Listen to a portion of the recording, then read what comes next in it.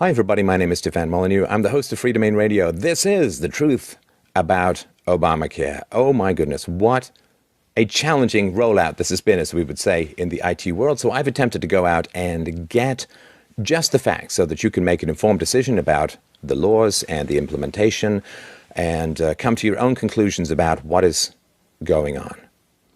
So as you probably know, President Obama's Affordable Health Care Act requires that almost all Americans carry health insurance or face a fine starting in 2014. Now, this law was signed into effect in March of 2010, which basically means that the government has had about 3.5 years to create and test the Obamacare website. As you've probably heard, it's been about as catastrophic a rollout as you could imagine in the IT world. I actually was an IT executive, entrepreneur, chief technical officer for about 15 years and designed, coded, built, marketed, and sold some pretty complex computer systems to a variety of public and private sector entities. I know a little bit about best practices and how things should be rolling out, and we will see how this compares to best practices, this rollout of the Obamacare website. Now, they have spent $500 to $600 million. They are refusing to release lists and names of all of the companies, although some that people know about have also been companies that have donated a lot of money to the Obama administration, raising questions of possible cronyism. And figures released recently have suggested that the total cost of this website could top $1 billion. And that, of course, is really challenging. The idea that is being talked about now, a couple of weeks after the rollout, is that you're basically going to load up a cannon full of nerds and fire it at the website. This is not going to work. A website of this complexity, of this size, with this level of user requirements is enormously complicated. Probably millions of lines of code and database triggers all interacting together. You change one thing over here, it might change something the other end of the application. So it's going to take people months even to get up to speed on what is being done. This site, assuming it doesn't need to be completely rewritten, which is probably the most likely thing that's going to happen, will not be functional in any significant way for, I would imagine, 8 to 12 months would be a minimum. So this idea, well, we're working around the clock to fix the problem is not valid.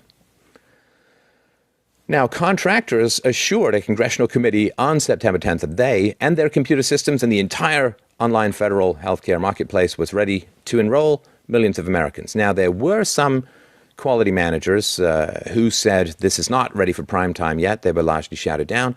One of the things that the contractors are complaining about is what's called scope creep, which is when the requirements for the package or the program change after significant portions of it have been implemented, which is kind of like adjusting the wings of an airplane mechanically while the plane is taking off, as opposed to doing it in the hangar beforehand. It's 10 times more challenging. One of the things that happened right before the system was rolled out was that the government suddenly said, no. We had originally designed it so that people could browse the prices of these healthcare plans without requiring registration. Then they changed it to say, no. People must now register before they can see any prices. Now, really, come on. What kind of sense does this really make? You can browse Amazon, you can browse eBay, you can even browse YouTube without registering because they want you to see what you're going in for before you register. The only conceivable reason that I can imagine that you would suddenly require registration before people could see the prices is you really don't want people to see the prices for reasons that we'll get into in a moment. All right, let's see what was promised versus what was delivered. While the ACA was wending its way through the labyrinth of Congress in 2009 and 2010, President Obama famously promised the American people over and over again that if you like your health care plan, you can keep it. Let's hear a quote from one rally in July 2009. Let me be exactly clear about what health care reform means to you. First of all, if you've got health insurance, you like your doctors, you like your plan, you can keep your doctor, you can keep your plan. Nobody is talking about taking that away from you. But the president's promise is turning out to be tragically false for millions of Americans. Healthcare policies are being cancelled all over the country because these policies don't meet the requirements for the Affordable Care Act. According to health policy expert Bob Lazowski, approximately 16 million Americans will lose their current plans because of Obamacare. For months, we've heard about Obama's trillions in healthcare subsidies that are going to eliminate or reduce rate shock for the millions of uninsured Americans. Of course, if you're uninsured for probably very good reasons, which we'll get into in just a moment. And so if you suddenly have to sign up for healthcare insurance, maybe you can't afford it, maybe you've got your money committed to other things, so there's going to be lots of subsidies from the government. Unfortunately, it's not turning out to be true. If you shop for coverage on your own, you're likely to see your rates go up, even after accounting for the impact of pre-existing conditions, even after accounting for the impact of subsidies. Now, let's just take a moment to talk about pre-existing conditions. It's really essential. If you want to understand what's going wrong with the American healthcare industry, one of the key things you need to understand is the problem of pre-existing conditions. Can you imagine calling up an insurance company and saying, I need fire insurance like now? And they say, why? It says, my house is burning down, man. I need it now. And they'd say, well, you can't buy it now because your house is burning down. Your whole point is you have to buy it beforehand when you don't know that your house is burning down. Well, the government has forbidden American healthcare insurance companies from rejecting claimants who have pre-existing conditions for years. This has caused huge problems. If you wait until you have cancer before applying for healthcare insurance, there's no possible way that your healthcare premiums can cover the cost of your cancer treatment. Therefore, all the other people in the plan have to pay for your healthcare treatments because you didn't pay before. And what that means is that young and healthy people are going to be disproportionately charged higher rates to pay for all the people who waited until they got sick before applying for healthcare insurance. This is a huge problem which is only increasing under Obamacare. Before Obamacare was passed, Obama said, here is a guarantee that I've made. If you've got a doctor that you like, you will be able to keep your doctor. However, in July 2013, the Obama administration said that people may be able to keep their doctor. That's quite an important change. I mean, imagine you get on a plane, you go into Newark, say, we're going to Newark. And you get on the plane, you're in the middle of the VA, say, we may be going to New York. Well, that's kind of a change, right? This is even more important than that. In February 2008, Obama said, we are going to work with you to lower your premiums by $2,500. We will not wait 20 years from now to do it or 10 years from now to do it. We will do it by the end of my first term as president. Lower your premiums by $2,500. However, by the time that Obama's first term was over, family premiums have gotten bigger, not smaller. The increase was over $3,000 per family. See, it's one thing if you don't quite lower the premiums as much as you promise. Maybe he'd only got to $2,000 lower. But $3,000 higher, that is quite a change. Hey, I won $3,000 in the lottery. Go to cash it in. Hey, I owe the lottery $3,000. How the heck did that happen? Much more important than that. Based on a Manhattan Institute analysis of the HHS numbers, Obamacare will increase underlying insurance rates for younger men by an average of 97 to 99%, and for younger women by an average of 55 to 62%. In North Carolina, well, I'm afraid you are quite hosed. Individual market rates triple for women and quadruple for men. Under Obamacare, rates for men and women are the same, which has the net effect of disproportionately increasing rates for men, who generally paid less under the old system. When you say to insurance companies you cannot now discriminate on gender, what you're saying is that men must subsidize women. Particularly under the age of 40, women use a much higher proportion of health care than men for a variety of intricate plumbing, which frightens me, and also because of having children and all that kind of stuff. So there is a massive subsidy from men to women when you are no longer allowed to discriminate based on gender. Now, nearly two-thirds of the uninsured in America are under the age of 40. And of course, they're avoiding insurance because it's disproportionately higher because they have to pay for all the other people who waited till they got sick before getting health care. These young and healthy people are essential to Obamacare unless you are a young, healthy person willing to pay massive multiples of what your health care insurance actually would cost in a free market. Unless you're willing to subsidize women, if you're old people, people who waited till they were sick before getting health care. If you're not willing to do that, the entire system will fall apart financially, which means the debt will be passed along to the future. Let's look at some of these facts. And you can pause this and remember the sources are in the low bar. 27-year-old man. This is Affordable Care Act bronze premiums versus the premiums available before this for a 27-year-old man, adjusted for pre-existing conditions. So percent increase in price. So the dark red are over 200% increases, and then 100 to 200, you can sort of see this. The blue are low increases or decreases, and as you can see, really not a lot of blue in this. So for young people, for young men, it's pretty catastrophic. Let's look at this for 27-year-old for a 27-year-old woman. One or two more blue, a little bit less dark red, but again, increases in general. 40-year-old man. Massive increases, of course, and there's only one state where you're going to get a decrease. This is pretty catastrophic for a 40-year-old woman. Again, slightly better in a few states for decreases, but most people are going to see a massive increase. And this, of course, is after the administration promised everyone in the lead up to the bill, they promised everyone that the price was going to go down. This is a very suspicious promise to make for reasons of math and economics, but the promise was made, and this is the result. So the U.S. individual health insurance market currently totals about 19 million people.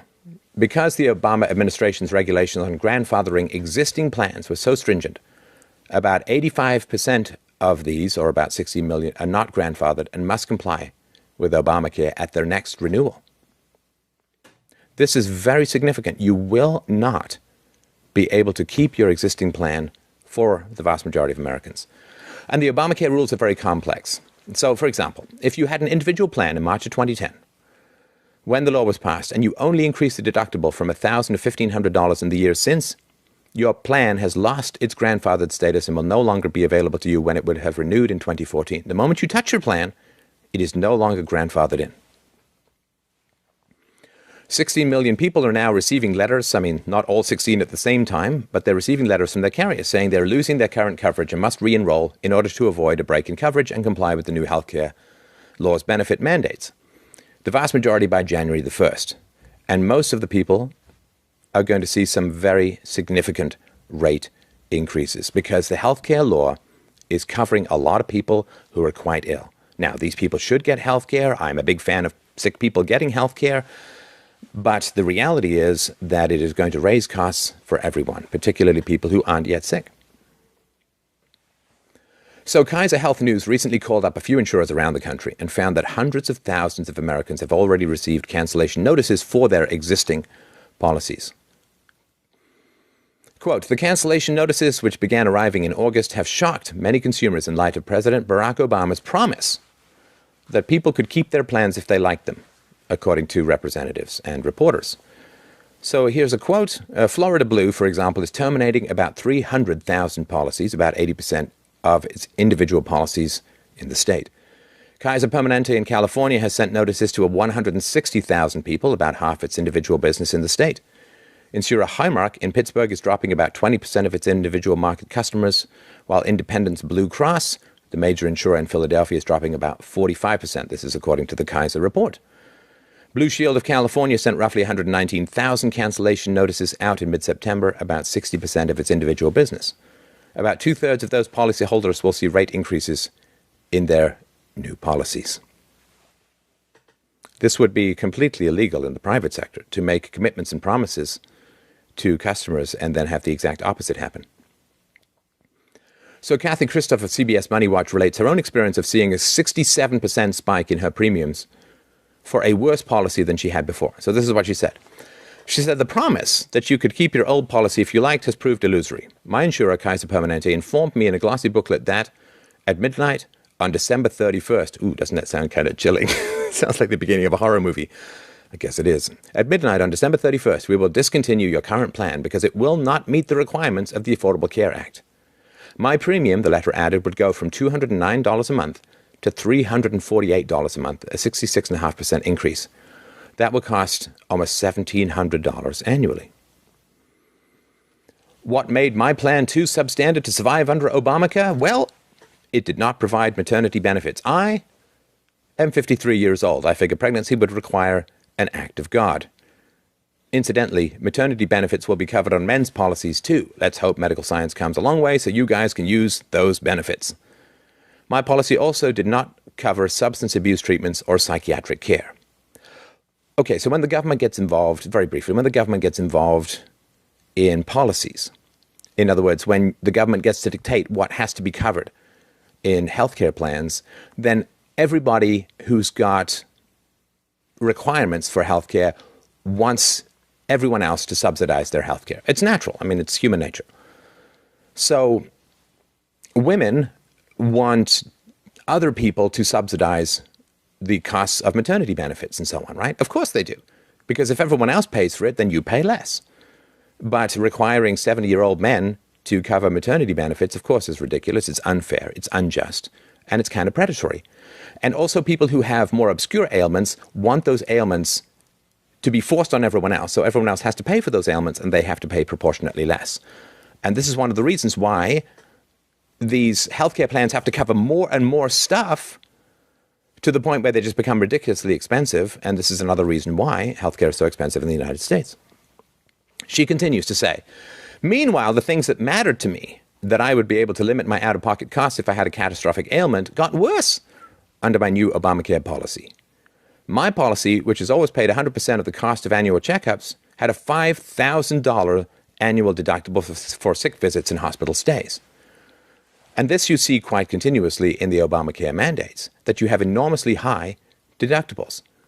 Now, the reality is, of course, if you couldn't afford health care, having a hugely high deductible doesn't really help you that much, because you can't afford the deductible. Once I paid that $5,000, she continues, the plan would pay 100% of any additional cost. That protected me from economic devastation in the event of a catastrophic illness such as cancer. Kaiser's Obamacare policy has a $4,500 deductible, she says, but then covers only 40% of medical costs for office visits, hospital stays, and drugs. Out-of-pocket expenses aren't capped until the policy holder pays $6,350 annually. Sure, that's only another $1,350, she says, but it adds to the additional $1,700 almost that I'm paying in premiums, making my personal cost for Obamacare add to $3,018 annually. This, by the way, is the bare bones policy under Obamacare, the bronze plan. Premiums for plans that offer lower deductibles and premiums would cost almost twice as much, according to the Kaiser booklet.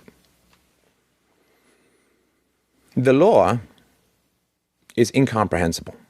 The law cannot possibly be understood by any individual or even any group of individuals. So after the law was passed, and the law was highly complex in its nature when it was passed, the regulations that Obama has added to Obamacare after he signed it are 11 million words long. That's 30 times as many words as the actual Obamacare law that Obama signed into in March 2010 contained.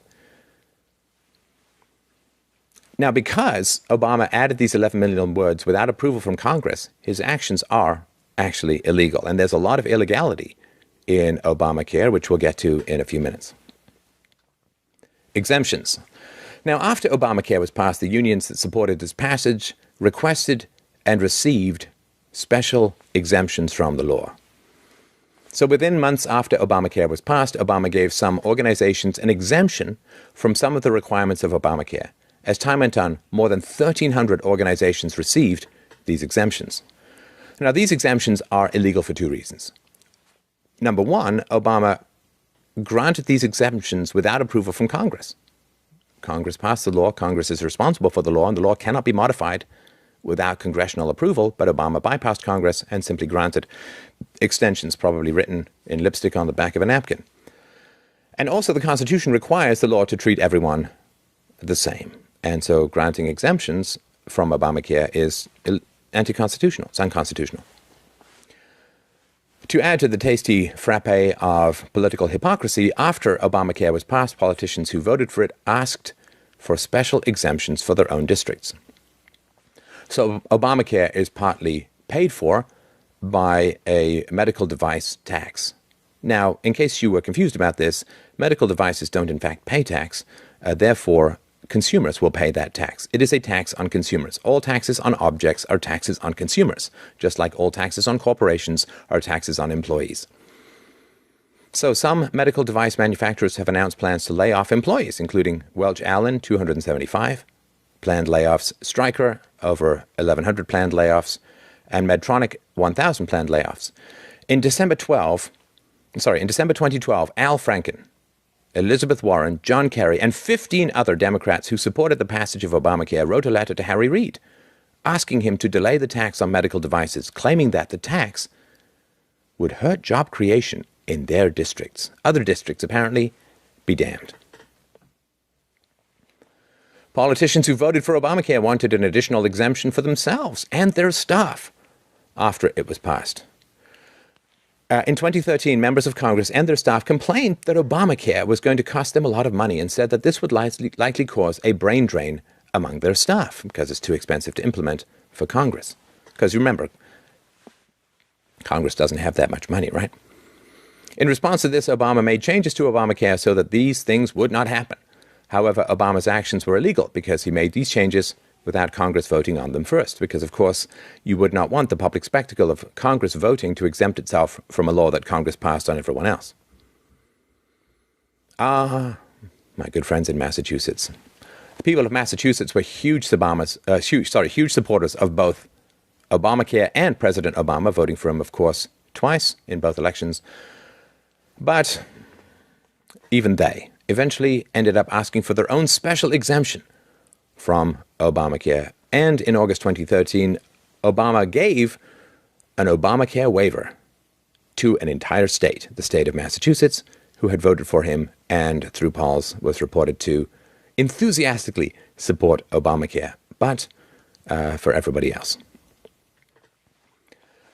The creation and implementation of the act has been shrouded in near-Soviet levels of secrecy. So although Obama had made a campaign promise repeatedly to have all the healthcare reform negotiations broadcast on C-SPAN, he broke that promise after he was elected. The secrecy of the negotiations was so strong that U.S. Congresswoman and Speaker of the House Nancy Pelosi famously said, "We have to pass the bill so that you can find out what's in it." I feel my trust flower blooming in my heart. Obama used Obamacare to illegally give the IRS additional powers without approval from Congress. In May 2013, Health and Human Services Secretary Kathleen Sebelius solicited donations from health insurers. You know, when someone high up in the government comes and asks you for a donation, you probably get a few more people listening with a little bit more attention than if somebody from the United Way comes by. So she solicited donations from health insurers to help pay for Obamacare. This solicitation is, in fact, illegal. I will give you 4 guesses as to whether she faced any negative repercussions from this. Obamacare has raised the interest rate on student loans from 5.3% to 6.8%. The money, of course, is used to fund Obamacare. In June 2013, it was reported that Obama had hired 16,500 new IRS agents to run Obamacare. But I guess some of the people who were laid off from medical device firms could reapply as IRS agents, so that could work. In March 2011, 15 IRS agents illegally seized the medical records of 10 million people without a warrant. Obama refused to fire or prosecute any of them, because again, you don't want publicity for this kind of stuff. And the IRS agents who run Obamacare enthusiastically do not want to participate in it. In August 2013, it was reported that less than 3% of federal employees wanted to participate in Obamacare. Now, federal employees rarely see a government program that they don't like, but I guess the planets aligned, and this is one they found that they did not like. Now, this, very important. In August 2013, it was reported that the Obama administration would not be doing background checks on Obamacare, quote, navigators. So the navigators are people that you can call to help step you through the process of applying for the health care, because apparently the website and the call-in line aren't enough. Now, these navigators would have access to people's personal, private, and financial information. Now, on the website, and recently they just tested this in Illinois, on the website, in Illinois and in other places, you can click on a hyperlink that says, here are all of the navigators available to you for help with your information, with your website, and so on, with your application. Now, a reporter found that of the hundreds of people, hundreds of groups, organizations, and people who were listed as navigators, there was a little note at the bottom that said, these people have not all been approved. So he called up the administration and said, well, wait a minute, what does that mean? Does that mean these are just people who've applied? Am I going to be handing out personal financial information to people who've only applied to be these navigators? And they would not give him an answer. So be very careful about that. All right, so let's geek out. This is the preparation for the website. The administration never tested the complete user experience of the federal exchanges at all before the system launched. According to a Business Week source, the federal exchange system, quote, went live without attempts to replicate a customer's complete experience. Now, they did run particular separate tests on various modules, and they failed. The Washington Post reported that a trial run intended to see whether the system could handle large numbers of simultaneous users crashed when just a few hundred simulated users were logged in. The other thing that's happened is the website downloads a bunch of code to your local computer, stores cookies and so on, and this is a huge problem because whenever you change the code on the server, the program locally checks for the code on the local computer, so you have to go and clear your cache and clear your cookies and so on. And I don't know if people think that means flushing money and cookies down the toilet, but it's really hard to maintain a site when the information is stored locally. Of course, when you delete the local information, then the local computer has to go back to the server to get more data and more code, thus slowing down the experience as well. So it's really bad coding practices for anything but the most robustly tested system, and this is why it's going to be really tough to fix. The exchange system was supposed to interface seamlessly with state-run Medicaid programs. That functionality, which was already delayed till November the 1st, has now been further delayed, and they basically say, we have no idea when it will be ready. So on September 26, very shortly before the rollout, President Obama described how easy it would be to shop for health insurance when new health exchanges opened across the nation just 1 week later. There's been a lot of things said, a lot of misinformation, a lot of confusion, he said. His speech was intended to help set the record straight. Starting on Tuesday, he said, every American can visit healthcare.gov to find out what's called the insurance marketplace for your state. From there, he said the process of buying insurance would be real simple. I'm sure he used the word folks about 90 times as well. It's a website where you can compare and purchase affordable health insurance plans side by side, the same way you shop for a plane ticket on Kayak, same way you shop for a TV on Amazon. You just go on and you start looking, and here are all the options. If you've ever tried to buy insurance on your own, he said, I promise you, this is a lot easier. Now, this is September 26, less than a week before the exchanges were set to open, and no test had been performed on whether a user could successfully navigate it. No test had been performed, successful tests had been performed on more than a few hundred people using it without it failing, which I guess leads to two questions. Number one, did the president know that this was the status of the project? If so, then he was lying. If he didn't know, then is he really that competent to run this kind of stuff? Well, I will let you be the judge. So what was talked about in terms of costs? Well, before Obamacare was passed, Obama promised, I will not sign a plan that adds one dime to our deficits, either now or in the future. And to prove that I'm serious, there will be a provision in this plan that requires us to come forward with more spending cuts if the savings we promised don't materialize. Of course, after Obama signed it, the Washington Post reported that it would add more than $340 billion to the budget deficit over the next decade. In March 2012, the Congressional Budget Office said that over the next decade, Obamacare would cost twice as much as what Obama had promised. In May 2013, it was reported that Obamacare's program for high-risk patients was more expensive than he'd promised, and Obamacare includes a 40% tax on so-called Cadillac insurance plans. In other words, insurance plans that have low deductibles and copays. In August 2013, unions that supported the passage of Obamacare complained about this tax. The pricing is very important. Really, pricing is the essence of what's being offered through this plan, and the pricing is often incorrect. So, healthcare.gov lumps people only into two broad categories, 49 or under and 50 and older.